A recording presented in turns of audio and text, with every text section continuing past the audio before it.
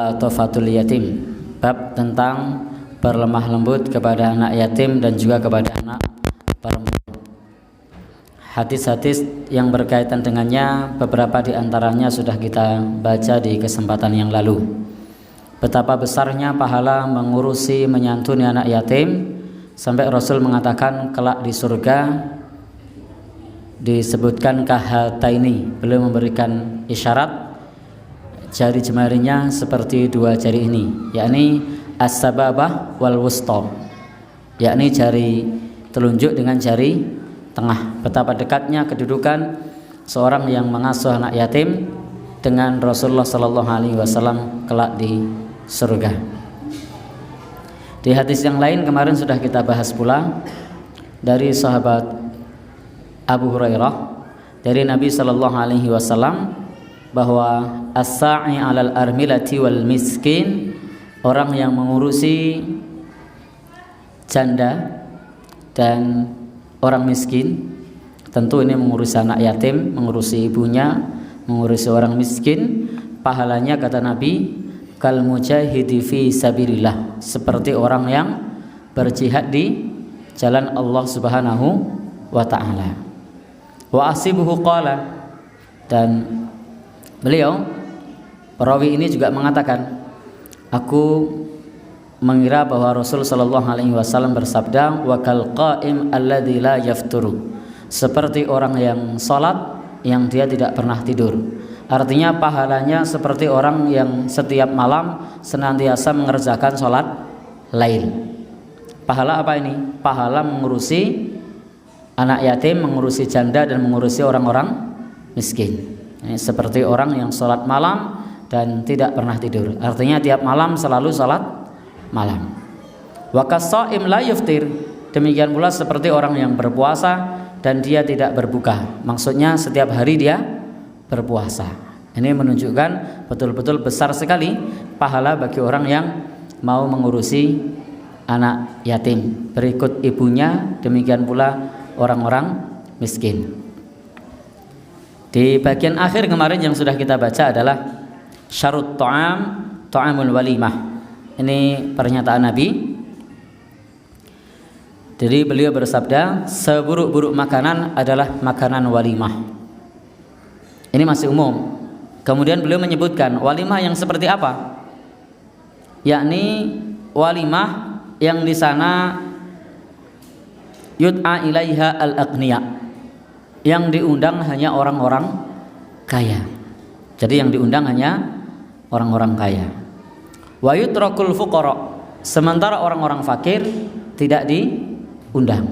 Maka itulah seburuk-buruk makanan kata Nabi sallallahu alaihi wasallam. Ini pentingnya bagi kita ketika mengadakan walimah, maka undang pula orang yang tidak mampu di sana, undang pula orang fakir di sana. Jangan sampai ketika walimah yang dipikirkan adalah untung rugi. Kalau saya ngundang dia untung, kalau saya ngundang yang lain untung, kalau saya ngundang yang itu rugi misalnya. Tetapi di sana sesungguhnya dalam walimah itu untuk mengumumkan kepada orang bahwa telah terjadi hubungan yang sah menurut agama, yaitu pernikahan. Sehingga di sana orang-orang tahu bahwa fulan sudah menikah. Jadi tidak ada sunnahnya pada saat walimah tersebut tujuannya mencari untung, tapi tujuannya adalah untuk mengumumkan kepada orang-orang itu diundang untuk makan. Maka dalam acara walimah itu intinya adalah makan-makan. Jadi inti dari walimah itu adalah makan-makan. Karena walimah sendiri maknanya adalah jamuan makan. Maka Nabi mengatakan seburuk-buruk makanan adalah makanan yang di sana ada jamuan makan, sementara yang diundang hanya orang kaya dan orang fakir tidak diundang. Padahal siapa yang lebih membutuhkan? Yang sangat bergembira ketika diberikan suguhan makanan, mereka orang-orang yang fakir. Diberikan makanan yang tidak biasa, yang di rumah tidak ada, tetapi pada saat walimah tersebut ada. Maka orang-orang fakir, orang-orang yang tidak mampu itu lebih berbahagia dan berkesan dibandingkan orang-orang yang mampu, orang-orang yang kaya. Kita juga melihat fenomena hari ini di dalam acara-acara pernikahan, walimah seringkali yang diundang adalah orang-orang yang bermobil. Tidak semua orang bermobil kemudian punya akhlak yang sama ya. Orang-orang yang bermobil, orang-orang yang kaya, sehingga ketika mengambil makanan pada saat prasmanan diambilnya banyak-banyak.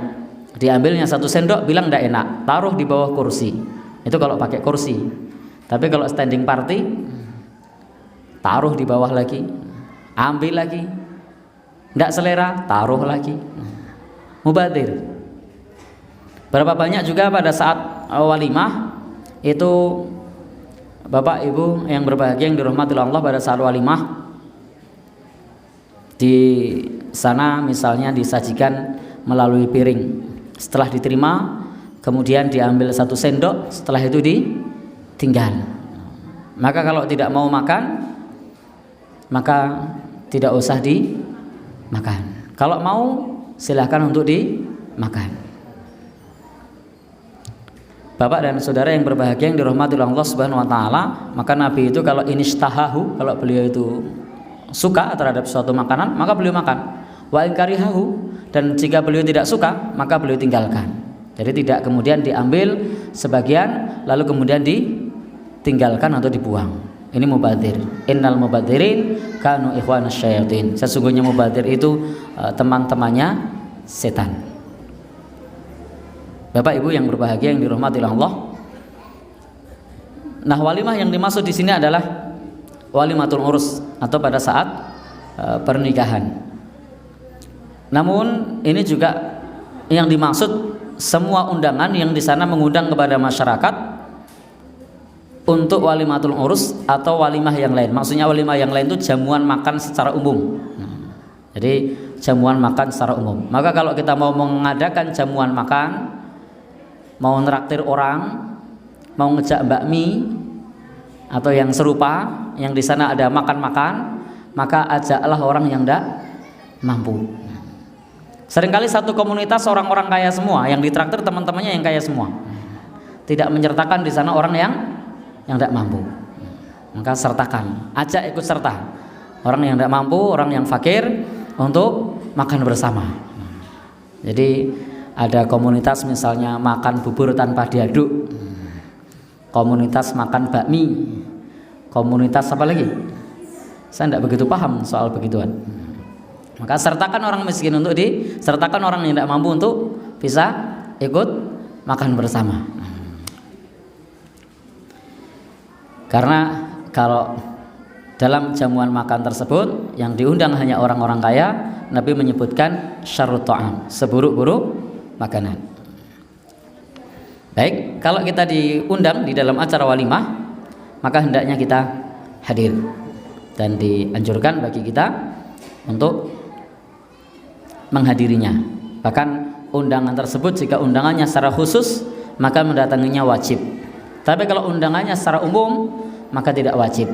Seperti undangan di grup WhatsApp. Kepada teman-teman semua yang punya waktu luang, silakan hadir. Maka ini tidak wajib karena undangannya umum. Tetapi kalau khusus didatangi, diantar undangan, maka kalau tidak ada uzur maka datang. Tetapi kalau undangannya umum seperti diumumkan di satu kegiatan misalnya kepada Bapak Ibu yang punya kesempatan silahkan untuk hadir, maka ini tidak wajib. Jadi tidak wajib.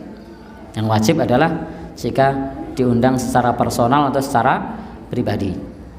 Silahkan saja kalau punya kesempatan hadir, kalau tidak punya kesempatan tidak hadir jika undangannya itu secara umum. Adapun walimah, di sana hukum walimah itu sendiri fa innaha sunnatun muakkadah. Hukum walimah itu sunnah muakkadah. Artinya kalau memang tidak mengadakan walimah pun tidak masalah. Jadi dalam pernikahan walimahnya itu sendiri adalah sunnah muakkadah. Yang wajib apa? Ijab kabul pastinya. Jadi yang wajib itu pernikahannya, proses nikahnya itu. Adapun walimahnya sendiri fa innaha sunnatun muakkadah. Tetapi kadang seseorang untuk yang sunnah ini kemudian sampai melakukan sesuatu yang tidak sesuai tuntunan agama. Harus ngutang-ngutang, harus terjerat riba hanya untuk acara walimah. Padahal kita tahu sendiri kalau kemudian kita hutang maka membayarnya hukumnya wajib. Jadi menarik sesuatu yang sunnah kepada perkara yang wajib, dan ternyata utangnya riba. Wajib apa haram? Haram. Yang harusnya sunnah kita malah terjatuh kepada perkara yang haram. Jadi jangan sampai kita menjalankan sunnah tetapi justru malah terjatuh kepada perkara yang haram. Yang sederhana saja. Maka Nabi mengatakan walau bisyatin, meskipun hanya dengan menyembelih seekor kambing. Jadi cukup seekor kambing, tidak usah mahal-mahal. Atau juga bisyai'in qalil, dengan sesuatu yang sedikit. Nabi mengatakan meskipun hanya dengan sesuatu yang sedikit. Jadi suatu saat Nabi Shallallahu Alaihi Wasallam bersabda kepada Abdurrahman bin Auf. Beliau menyatakan kepada Abdurrahman bin Auf untuk fa'amarahu bil walimah, memerintahkan walimah kepada Abdurrahman bin Auf. Padahal Abdurrahman bin Auf itu adalah seorang yang kaya. Jadi Abdurrahman bin Auf itu seorang yang kaya. Tapi beliau mengatakan kepada Abdurrahman bin Auf memerintahkan untuk walimah walau bisyat, meskipun dengan kambing, seekor kambing. Sangat sederhana. Jadi tidak perlu muluk-muluk. Kalau ada silahkan dibesarkan, tapi kalau tidak ada semampunya.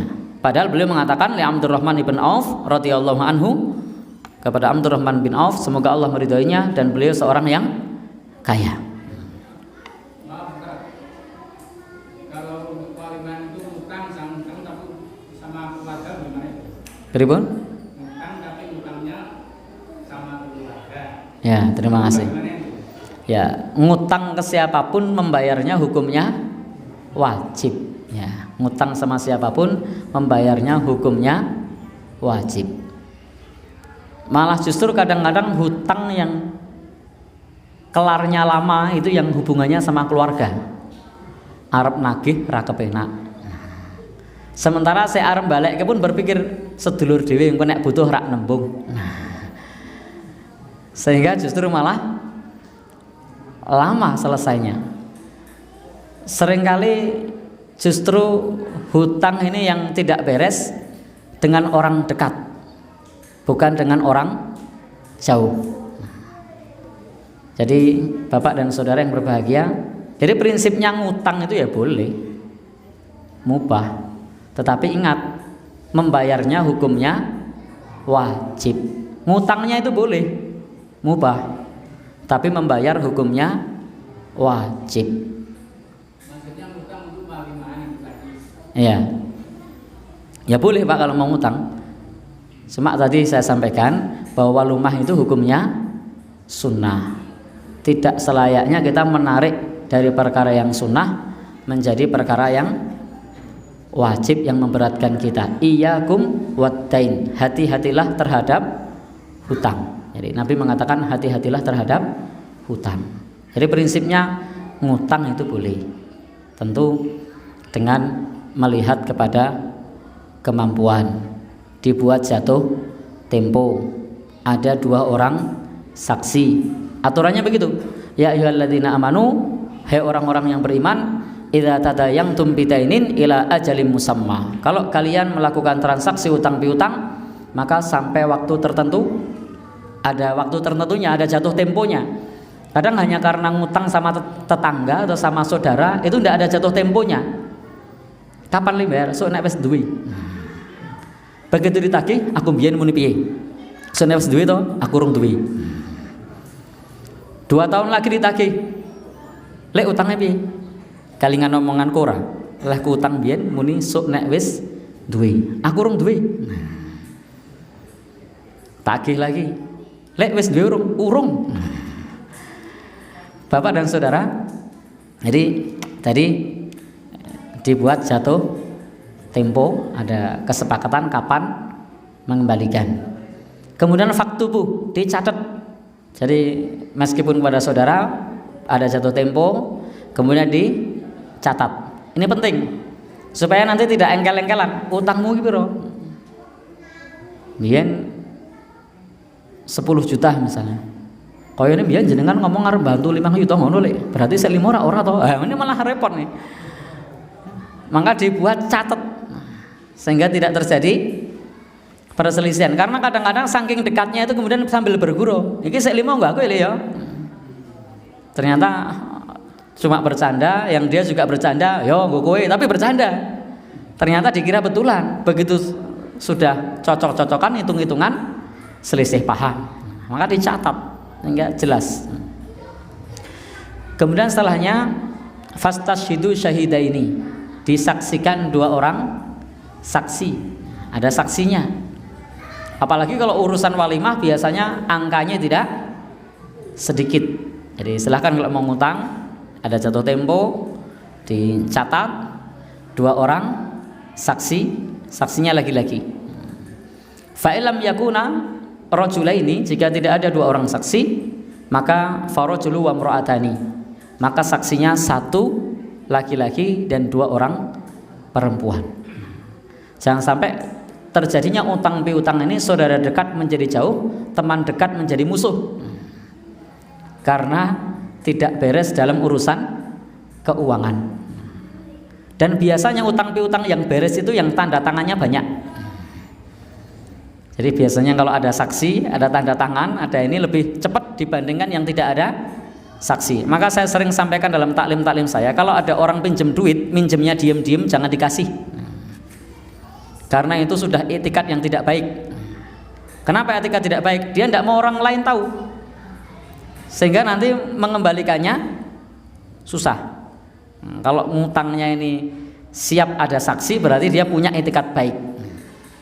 Ada orang, lek kula ajeng nyambut arto nggih mboten napa-napa. Pinten butuhe?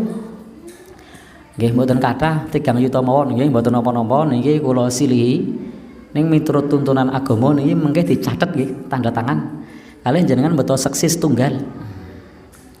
Pak RT napa sinten tokoh ning jenengan, mengke kula seksine nggih setunggal. Mboten sios mawon, alhamdulillah. Jadi kalau jawabannya mboten sios mawon, alhamdulillah. Jadi Bapak dan saudara, ibu-ibu yang berbahagia, karena kita mau nolak itu tidak enak, kahanan nyekel duit mau nolak itu tidak enak. Padahal kebutuhannya bukan kebutuhan pokok ngutangnya, ngutangnya untuk beli sesuatu yang konsumtif, untuk walimah. Yang sebenarnya walimah tidak harus dengan acara yang mewah, cukup dengan acara yang sederhana, tapi harus ngutang. Maka ini penting pencatatan semacam itu. Saya yakin Bapak dan Saudara, urusan hutang piutang, urusan yang berkaitan dengan duit itu adalah perkara yang sensitif, perkara yang kadang-kadang urusannya panjang. Yang biasanya ketemu saling tegur sapa hanya karena urusan utang, itu bisa menggok dalan. Jadi bisa menggok dalan. Ini alhamdulillah kalau di sini tidak pernah terjadi yang begitu, tapi mungkin di tempat lain itu bisa terjadi semacam itu. Dan itu perlu diantisipasi, perlu diantisipasi. Jadi begitu Pak ya, prinsipnya menghutang itu boleh, tapi ingat bayarnya wajib. Jadi prinsip ngutang itu boleh, bayarnya wajib. Dengan catatan tidak sampai terjatuh kepada perkara yang haram. Kepada kerabat ya silahkan, boleh. Kepada temannya yang kaya monggo, boleh.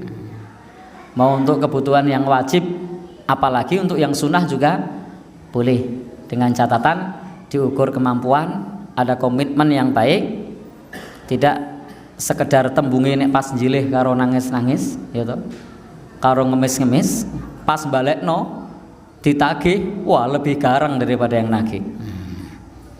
Jadi ditagih, Pak utangnya dulu, wah nogah nagih wae, sumbangan lagi oke, bayar anak sekolah.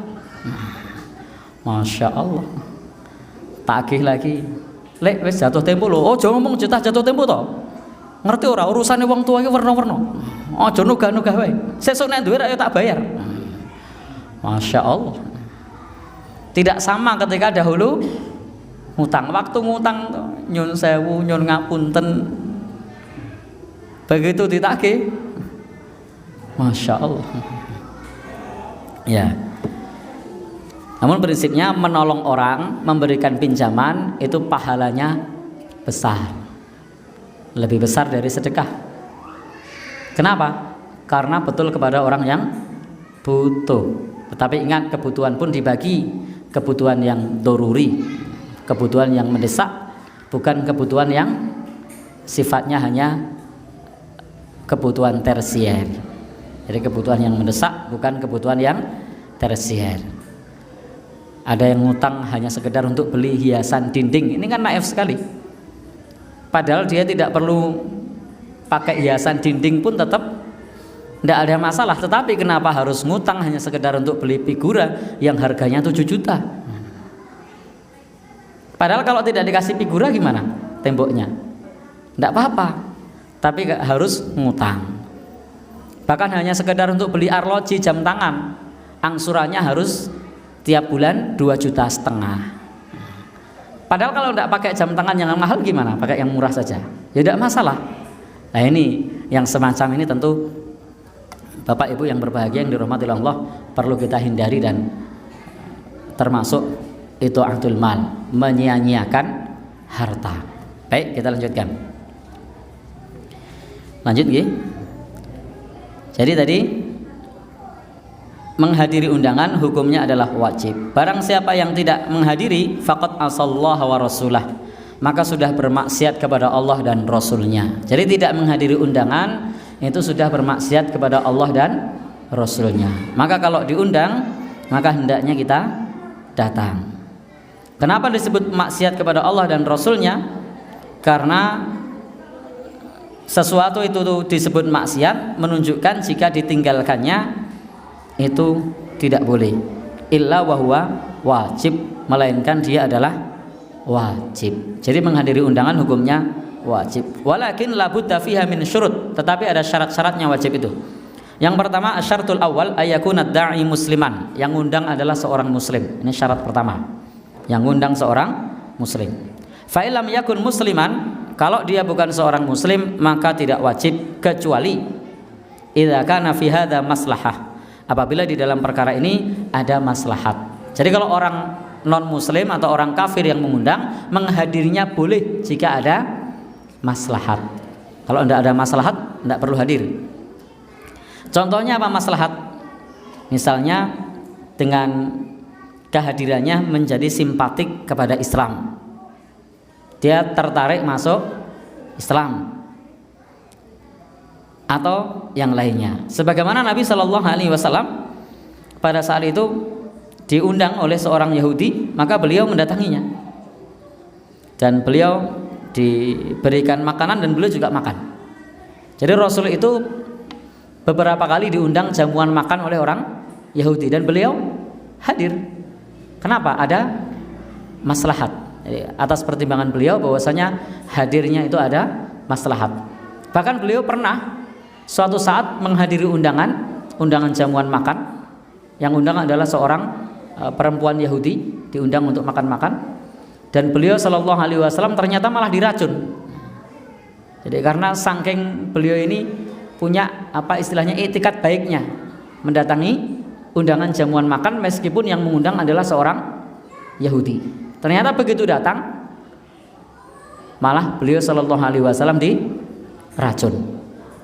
Alhamdulillah Allah Subhanahu Wa Taala berikan wahyu kepada beliau sehingga beliau Shallallahu Alaihi Wasallam selamat meskipun sempat mencicipi sedikit racun tersebut dan beliau berbekam. Dan sahabat yang lain sudah sampai meninggal dunia pada saat undangan jamuan makan tersebut. Menunjukkan bolehnya kalau ada orang kafir mengundang jamuan makan, boleh untuk hadir. Monggo.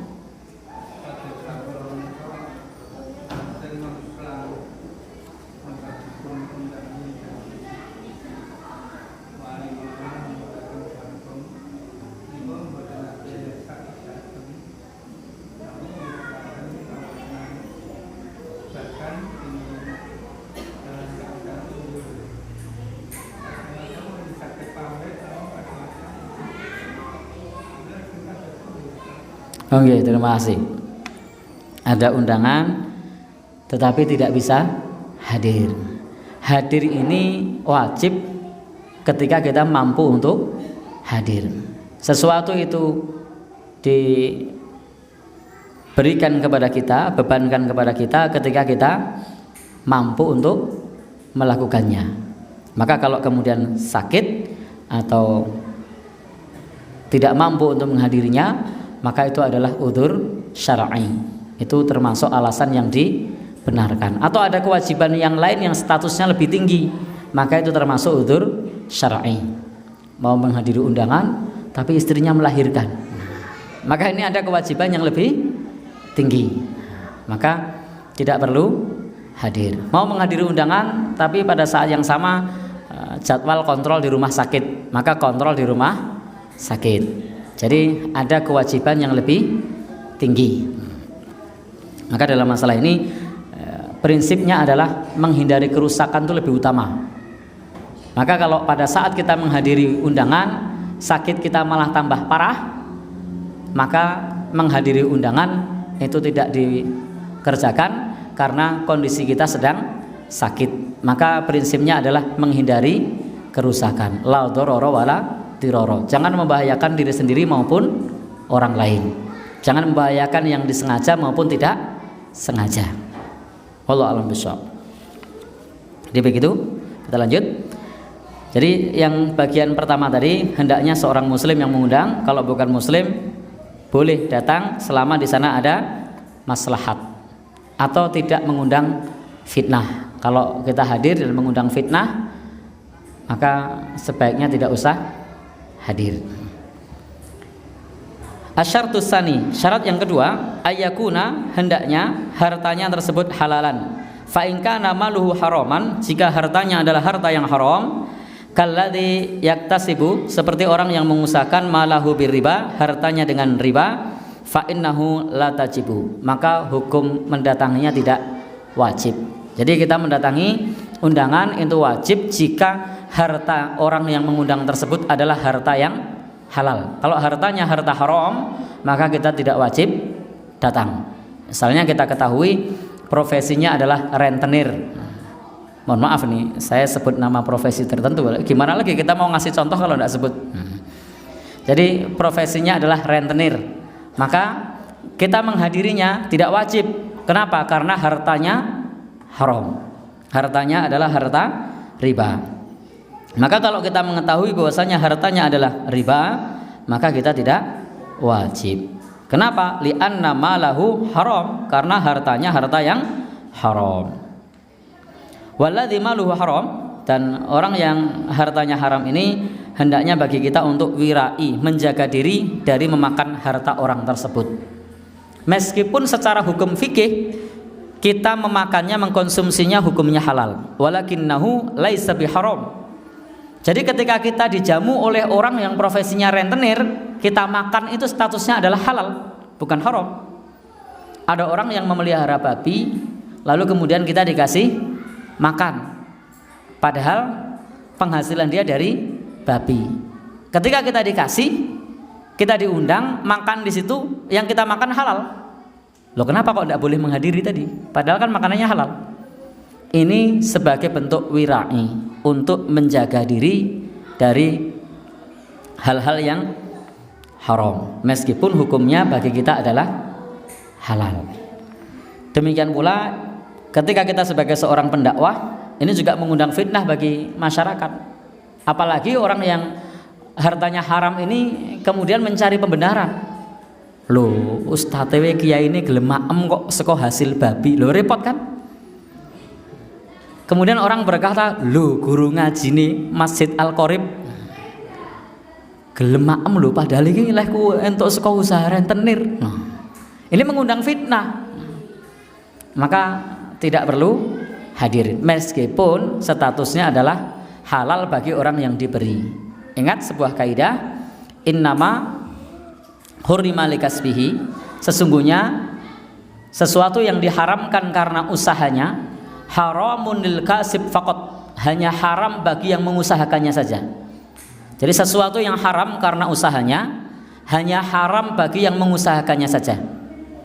Duna man akhadahu minhu bitariqin mubah, tidak merembet kepada orang lain yang mengambil darinya dengan cara yang mubah. Jadi harta haram ini tidak nular, tidak merembet. Seorang yang jual beli minuman keras, lalu kita dikasih, bukan dikasih minuman kerasnya ya, lalu kita dikasih dari hasil penjualan, karena kita datang ke sana dikasih minuman gula teh, lalu kita minum, dikasih makan di sana pisang goreng, bukan minuman kerasnya. Maka pisang goreng tadi tetap halal meskipun belinya dengan uang haram. Minuman yang disuguhkan tadi juga minuman yang halal. Lalu haramnya di mana? Haram bagi dia yang melakukan jual beli khamr. Haram bagi dia yang melakukan jual beli khamr. Tapi bagi yang diberi, maka mengambilnya dengan cara yang mubah. Apa? Diberi. Maka itu tidak ada masalah. Sebagaimana halnya seorang yang menjadi tukang sapu di tempat orang yang usahanya rentenir, tapi dia bekerja jadi pembantu rumah tangga atau tukang sapu. Lalu dia dapat gaji dari hasil tukang sapu, maka uang yang dia peroleh dari tukang sapu tersebut tetap halal meskipun dia diberi dari uang yang sesungguhnya adalah hasil dari rentenir. Ya, mengacu kepada kaidah tadi bahwasanya sesuatu yang diharamkan karena usahanya itu hanya haram bagi yang mengusahakannya saja, tidak merembet kepada orang lain. Jika orang lain tersebut mengambil darinya dengan cara yang mubah. Kalau mengambil dengan cara yang batil itu juga haram. Ada orang jual khamr, aku tak melu ngedolke, aku badine piro, maka ini haram karena mengambilnya dengan cara yang haram. Jadi prinsipnya tadi menghadirinya tidak wajib. Tetapi jika kemudian hadir makan, maka makanannya juga tidak haram, juga halal. Menghadirinya boleh, tapi tidak wajib. Kenapa tidak wajib? Sebagai bentuk warok, untuk menjaga diri jangan sampai memakan kepada orang yang hartanya haram. Sebagaimana Nabi Shallallahu Alaihi Wasallam dahulu juga memakan dari pemberian orang Yahudi. Padahal orang Yahudi jelas pada saat zaman itu mereka terbiasa dengan riba.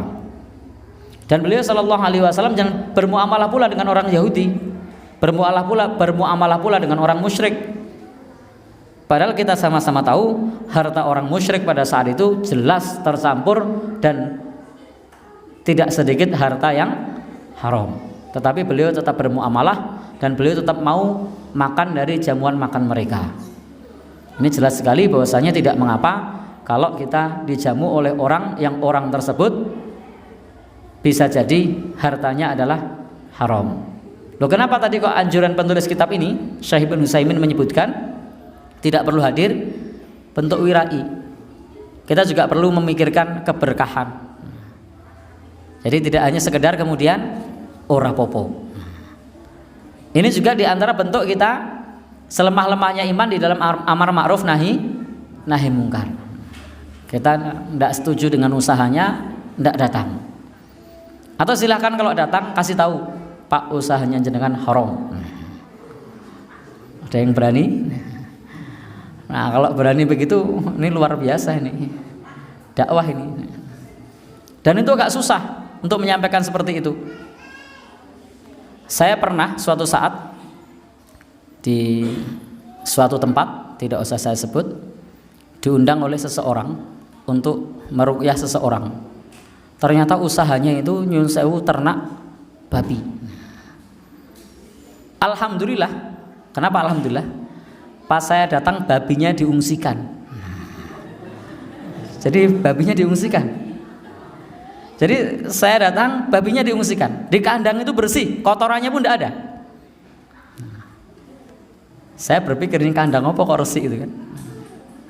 Saya tanya sama yang punya rumah, meneng baik tidak dijawab. Ternyata sama yang jemput saya bilang, babi Ustaz. Nah, oh kandang babi. Saya disuguhi minum, tidak saya minum. Saya disuguhi makan, tidak saya makan. Lalu saya sambil ngobrol-ngobrol, saya tidak bilang kepada beliaunya kalau usahanya ini haram.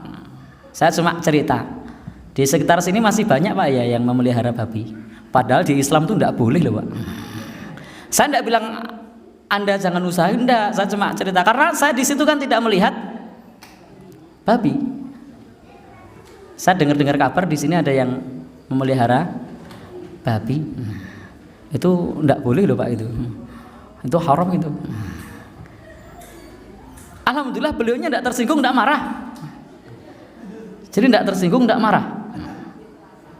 Jadi yang penting cara menyampaikannya halus, menyebut pihak ketiga. Kalau bilang ini babi kan, kamu sembunyikan kan? Nah, sebelum saya datang kamu bersihkan kan? Haram. Wah, itu marah dia. Jadi Bapak dan Saudara, lanjut. Jadi amma idza kana fi mali haram, kalau di dalam hartanya haram atau tercampur dengan sesuatu yang haram, untuk suatu perdagangan yang halal tapi juga punya perdagangan yang haram, maka tidak mengapa pula untuk menghadirinya. Jadi kalau tercampur maka tidak mengapa menghadirinya. Tapi kalau hartanya murni yang haram, maka sebaiknya tidak menghadiri. Meskipun kita sampaikan bahwasanya hukum makanannya tetap halal bagi orang lain. Jadi hartanya tetap halal bagi orang lain karena mengambilnya dengan cara yang dibenarkan oleh syariat. Asyartus salis, syarat yang ketiga. Allah yakun, tidak boleh ada di dalam undangan tersebut kemungkaran. Jadi kalau fi da'wati mungkar, di dalam undangan tersebut ada kemungkaran, maka fa innahu la tajib, maka baginya tidak wajib. Jadi tidak wajib baginya untuk menghadirinya jika dalam undangan tersebut ada kemungkaran. Ada pesta miras, tidak wajib kita hadir. Atau ada perkara-perkara mungkar yang lainnya. Di sana ditampilkan biduan yang mengumbar aurat, maka kita juga tidak wajib untuk menghadirinya karena di sana terdapat maksiat. Asyartur rabi, syarat yang keempat, itu tadi sudah kita bahas di penjelasan awal. Hendaknya undangan tersebut undangan secara personal. Kalau undangannya secara umum maka tidak wajib. Seperti orang mengatakan di dalam sebuah majelis, ya jamaah, wahai jamaah, sesungguhnya kami mengadakan walimah, fahduru, maka hadirlah kalian. Maka tidak wajib bagi kita. Tetapi kalau kemudian ditunjuk fulan, silakan hadir ke rumah saya, maka wajib. Tapi kalau diumumkan, monggo ingkang gada wekdal ingkang nyelo hadir teng acara walimah, itu tidak wajib. Maka Bapak dan Saudara yang berbahagia yang dirahmati Allah, barangkali di masyarakat kita sudah banyak belajar tentang masalah adab-adab yang berkaitan dengan undangan semacam ini. Di bab berikutnya adalah masih di bab yang sama, hadis yang menjelaskan tentang keutamaan mengasuh anak perempuan. Namun sebelum saya lanjutkan, sampai di sini ada pertanyaan? Ya, monggo.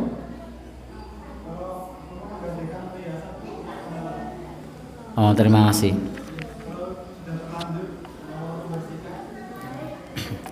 Ya, Bapak Ibu yang berbahagia yang dirahmati Allah, ini ada pertanyaan tentang menggadaikan perhiasan. Jadi perhiasannya sebagai barang jaminan. Bapak dan Saudara yang berbahagia yang dirahmati Allah, berbeda emas sebagai alat tukar dengan perhiasan sebagai perhiasan. Sistem gadai di tempat kita pada umumnya adalah sistem gadai yang ribawi. Jadi sistem gadai di tempat kita pada umumnya adalah sistem gadai yang ribawi. Antara gadai apapun, tidak hanya perhiasan, bisa yang lainnya, kendaraan, handphone, laptop, komputer, itu rata-rata pinjam meminjam yang di sana mengambil untung. Jadi meskipun namanya gadai, ternyata gadai itu hanya sebagai kedok, karena ternyata nanti juga dikembalikan dengan tambahan. Maka gadai tersebut adalah riba. Maka Nabi mengatakan kullu qardin jarra manfaatan fahuwa riba. Kalau di zaman Nabi yang gadai itu wa in kuntum ala safarin, jika kalian dalam sebuah perjalanan atau dalam keadaan safar, walam tajidu katiban farihanum makbutoh, dan tidak ada seorang yang menulis, maka bisa ada gadai yang dipegang. Jadi ada gadai yang dijadikan sebagai jaminan. Itu nanti mengembalikannya sama. Jadi mengembalikannya kembali barang, kembali uang, kembali barang. Sementara saat ini apapun yang digadai, baik emas, baik perhiasan, kendaraan, apalagi handphone, laptop, itu kembalinya sama apa berlebih? Ya, berlebih, tidak sama. Yang sama itu motor, tapi ada gadenya, ada tambahannya. Apa? Barangnya dipakai. Padahal kalau yang namanya gadai, barangnya tidak boleh dipakai. Itu kalau sepeda motor betul, kembali duit, kembali barang tanpa ada tambahan. Tapi dia ambil untung-untungnya apa? Menggunakan motornya tadi. Gadai mobil, itu dia bilang 20 juta, kembali 20 juta. Tetapi dia dapat untung-untungnya menggunakan mobil. Maka yang dimaksud kullu qardin jarra naf'an atau manfaatan, setiap pinjaman yang dia mengambil manfaat atau keuntungan, maka itu semuanya adalah riba. Manfaatnya tidak harus berupa uang, tapi bisa manfaat yang lain. Contohnya tadi manfaat menggunakan sepeda motornya. Kadang-kadang dibalekno rantene wis aus, bane wis alus. Kemudian apa lagi? Ora diservis. Itu terjadi betul ya? Ora diservis. Maka manfaatnya di situ. Betul memang 20 juta balik 20 juta. Ning le servis entek-entekan. Memang 5 juta kembali 5 juta. Tapi lain tuku ban, nyervis, sakere rusak. Itu kalau motor ya. Kalau mobil juga Masya Allah, wes ngangkut ora kira-kira. Karena bukan punyanya sendiri. Lah itulah manfaatnya, keuntungannya. Itu di situ ribanya. Maka Bapak Ibu yang berbahagia yang dirahmati Allah, saya tidak membatasi pada perhiasan atau emas saja. Semua gadai yang di sana mengambil untung itu adalah riba. Jadi kalau mau dijadikan jaminan, ya jaminan tersebut tidak mengambil untung. Apalagi Bapak Ibu yang berbahagia yang dirahmati Allah, sekarang kalau di Jogja atau di Bantul itu yang banyak misalnya gadai sawah, itu paling parah itu ribanya luar biasa. Minjem 10 juta dengan jaminan sawah. Yang minjem 10 juta ini tidak bisa nanami sawahnya lagi, yang nanami itu yang minjemi duit. Sampai kapan? Sampai bisa bayar. Kalau belum bisa bayar tetap ditanami dia, panen dia terus yang dapat hasil. Untungnya banyak itu. Satu musim berapa? 1 tahun berapa kali panen? 3 kali. Maka itu adalah riba. Maka semua bentuk riba harus ditinggalkan. Bagaimana cara taubatnya? Ya berhenti. Dalam Al-Quran tadi di ayat yang kita baca pada saat sholat, ayat yang favorit ketika sholat yang saya baca adalah ayat riba. Kenapa? Karena saya punya pikiran begini, bahwa di akhir zaman, kata Nabi, nanti manusia itu akan terkena debu-debu riba, akan susah untuk terbebas riba. Riba akan merajalela. Nabi mengatakan karena merajalelanya riba ini, faman lam yakulhu, barang siapa yang tidak memakannya, asabahu min ghubarihi, dia akan kena debu-debunya. Dosa yang dianggap terhormat, yang banyak orang melakukannya. Jadi kalau orang di satu kampung ada orang berzina, itu sekampung heboh, fulan maksiat. Tapi kalau ada orang yang melakukan riba, itu tidak ada yang bilang fulan maksiat. Tidak ada yang heboh. Padahal dosanya lebih besar mana? Lebih besar dosa riba dibandingkan dosa zina. Tapi kalau orang berzina, wah itu dihina ente-entean. Jadi padahal sama-sama dosa besar. Tidak cuma dihina, dikucilkan. Bahkan kalau dia menjadi seorang guru, dia dipecat dari gurunya. Kalau dia jadi dukuh, dia diturunkan jadi dari dukuhnya karena melakukan perzinahan. Tapi kalau riba coba, ada orang yang melakukan riba, gimana respon masyarakat? Dihormati, rumahnya mewah, mobilnya bagus, pakaiannya mahal, ya kan? Elektroniknya mahal, dihormati. Padahal itu sama-sama dosa besar, bahkan riba itu lebih besar. Maka kita perlu sering-sering mengingatkan tentang bahayanya riba. Itulah mengapa setiap sholat saya favoritnya membaca ayat riba, biar kita ingat. Maka biasanya kalau sampai di ayat hum fiha khalidun saya ulang. Kenapa diulang? Biar menjadi perhatian kita. Oh, ternyata ada dosa lain selain syirik yang diberikan lafaz oleh Allah, wa man 'ada faulaika ashabun nar. Barang siapa yang mengulangi melakukannya, maka dia masuk neraka. Hum fiha khalidun, dan kekal di dalamnya. Naudzubillah min dzalik. Nah, ayatnya tadi faman ja'ahu mau'izatun mir rabbih, barang siapa yang sudah datang nasihat dari Allah, maka fangtaha, berhenti. Falahu ma salaf, baginya yang telah lalu, yang sudah ya sudah. Jadi baginya yang telah lalu, yang sudah. Kita besok tidak usah mengulanginya lagi. Wa amruhu ilallah, urusannya diserahkan kepada Allah Subhanahu wa taala. Jadi kalau sudah terlanjur ya sudah. Maka Bapak dan Saudara yang berbahagia yang dirahmati Allah, maksudnya sudah ini kalau punya utang ya tetap dilunasi. Jadi bukan berarti terus berhenti dari riba terus tidak dilunasi. Jadi punya apa? Misalnya punya utang, berapa utangnya? 5 juta. Punya aset enggak? Dulu apa?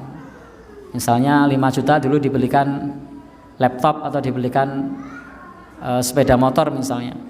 Sekarang masih tersisa segitu. Kalau enggak punya duit bisa lebih cepat terhindar dari riba, lebih baik sepeda motornya dijual, masih punya motor yang lain misalnya, kemudian ditutup. Nah, itu lebih cepat, lebih baik. Wallahu a'lam bishawab. Jadi begitu ya cara taubatnya ya, berhenti, tidak diulangi. Kalau masih berkaitan dengan utang piutang segera dilunasi. Kalau punya aset yang bisa dijual, jual untuk melunasi.